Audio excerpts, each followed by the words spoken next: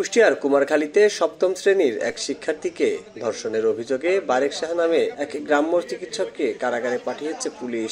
বৃহস্পতিবার 15 মে রাতে অভিযুক্ত ডাক্তারকে গ্রেফতার করে কুমারখালী থানা পুলিশ।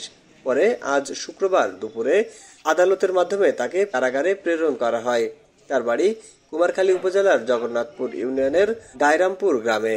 স্থানীয়রা জানায় 2 মাস যাবৎ বারেক শাহর বাড়িতে ওই শিক্ষার্থী গৃহ পরিচারিকার কাজ করে আসছিল।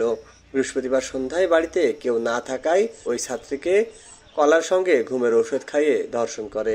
ধর্ষণের ঘটনায় ওই শিক্ষার্থী অসুস্থ হয়ে পড়লে পরিবারের লোকজন ও স্থানীয়রা তাকে উদ্ধার করে কুমারখালী উপজেলা স্বাস্থ্য কমপ্লেক্সে ভর্তি করে।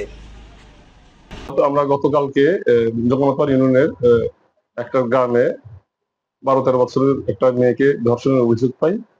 অভিযোগের প্রেক্ষিতে আমরা মামলা রুজু করার পরে আসামি গ্রেপ্তার করি এবং আসামি গ্রেপ্তারের পরে ভিকটিমকে আমরা হাসপাতালে প্রেরণ করি।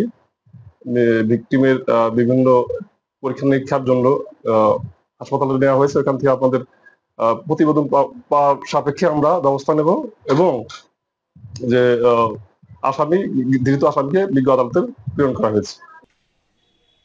এ ঘটনায় থানায় অভিযোগ করা হলে বৃহস্পতিবার রাতেই অভিযুক্ত বারেক শাহকে গ্রেফতার করে পুলিশ। এ ঘটনার বিষয়ে কুমারখালী থানার অফিসার ইনচার্জ মোহাম্মদ সোলাইমান শেখ বলেন, কিশোরীকে থানায় নিয়ে জিজ্ঞাসাবাদ করা হলে সে ঘটনার সত্যতা স্বীকার করে।